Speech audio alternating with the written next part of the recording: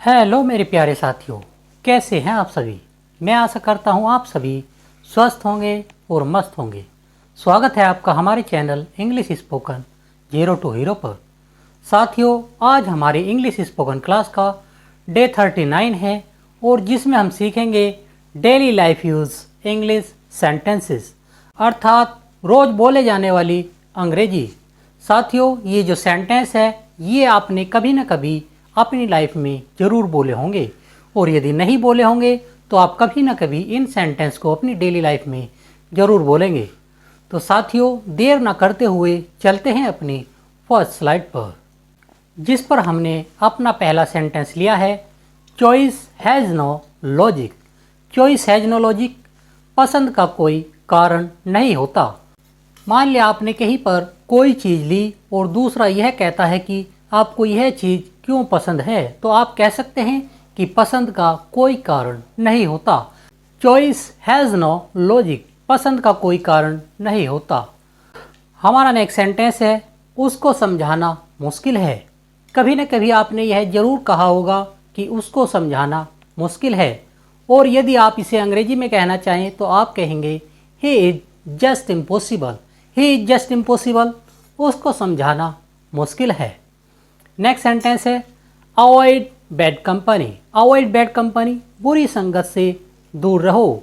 साथियों, आपको किसी न किसी ने यह सलाह जरूर दी होगी कि बुरी संगति से दूर रहो। यदि वह इसे अंग्रेजी में कहना चाहे तो वह कहेगा avoid bad company. Avoid bad company, बुरी संगत से दूर रहो। साथियों, चलते हैं अपनी नेक्स्ट स्लाइड पर। क्या आपको मालूम है विराट कोहली ने 12वीं तक की पढ़ाई की, सचिन तेंदुलकर ने 10वीं तक की पढ़ाई की, और आमिर खान ने, इन्होंने भी बस 12वीं तक की पढ़ाई की है।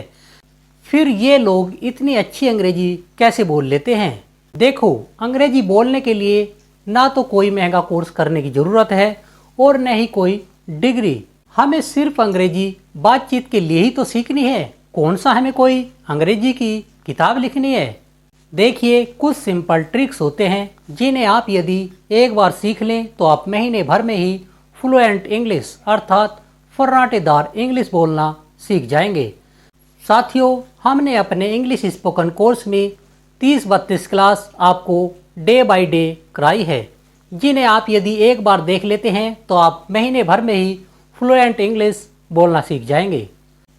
तो हमारे आज की टॉपिक पर नेक्स्ट सेंटेंस है, it is the answer of your mischief. It is the answer of your mischief, यह आपकी करतूत का जवाब है। It is the answer of your mischief. It is the answer of your mischief, यह आपकी करतूत का जवाब है। नेक्स्ट हमारा सेंटेंस है, तुम मतलबी दोस्त हो।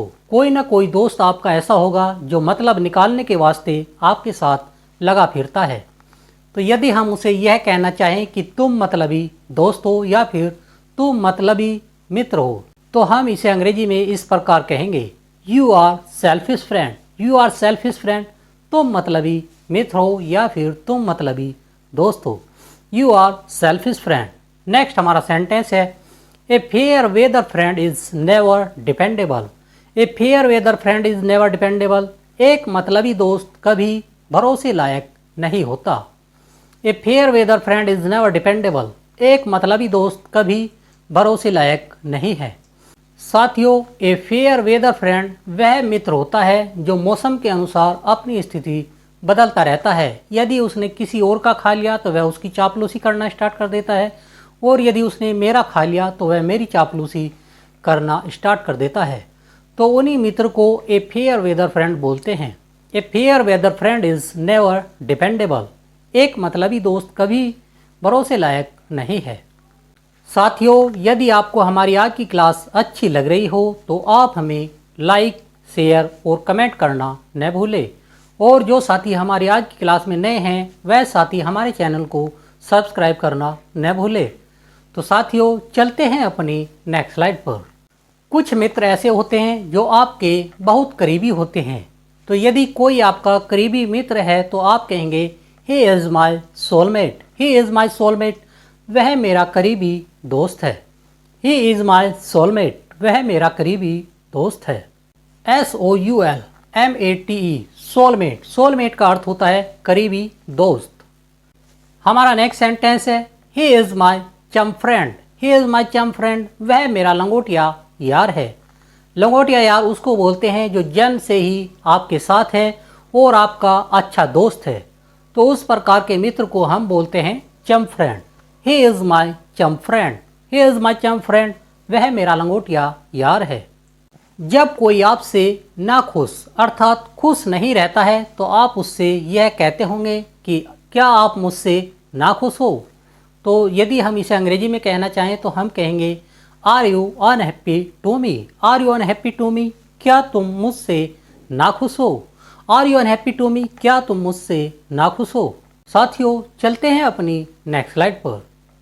जब कभी आप किसी को यह कहते हैं कि वह खच्चर की तरह अड़ियल है, मान लिया कोई व्यक्ति कोई बात नहीं मानता है अर्थात वह खच्चर की तरह अड़ियल है, तो आप उसे यह कहेंगे he is stubborn as mule. He is stubborn as mule, वह खच्चर की तरह अड़ियल है। हमारा नेक्स्ट सेंटेंस है सूनर और later India will be on a cloud nine. Sooner और later India will be on a cloud nine, कभी न कभी तो भारत सातवें आसमान पर होगा। साथियों ऑन ए क्लाउड नाइन का अर्थ होता है सातवें आसमान पर होना। सूनर और later India will be on a cloud nine, कभी न कभी तो भारत सातवें आसमान पर होगा। नेक्स्ट हमारा सेंटेंस है don't make a fun. Don't make a fun, मजाक मत बनाओ। मेक ए फन का अर्थ होता है मजाक बनाना।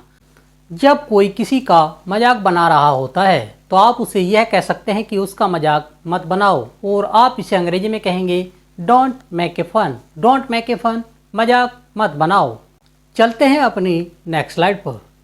जब कोई व्यक्ति आपको नाखुश दिखाई पड़ता है तो आप उसे अंग्रेजी में यह कह सकते हैं he looks unhappy. He looks unhappy, वह नाखुश दिखाई पड़ता है या फिर वह नाखुश दिखता है। ही लुक्स अनहैप्पी, वह नाखुश दिखता है। नेक्स्ट हमारा सेंटेंस है today our prime minister will unfurl the national flag on the Red Fort. साथियों अनफर्ल का अर्थ होता है झंडा फहराना। तो हमारा सेंटेंस है today our prime minister will unfurl the national flag on the Red fort.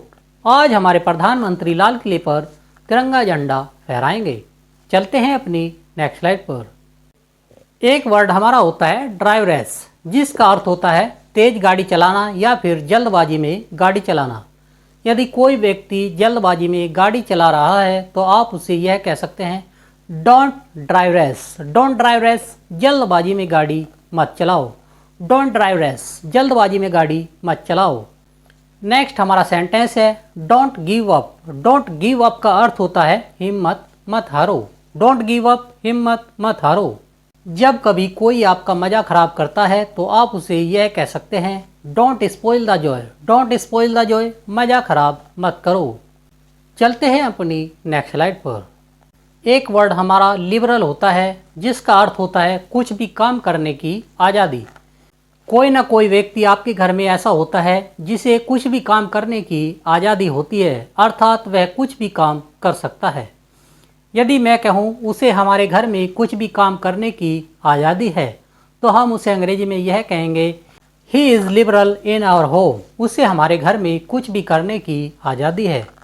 जब कभी कोई आपका दोस्त या कोई व्यक्ति बुरा मान जाता है, किसी बात को वह दिल पर ले लेता है, तो हम उसे अंग्रेजी में यह कह सकते हैं don't take it to your heart.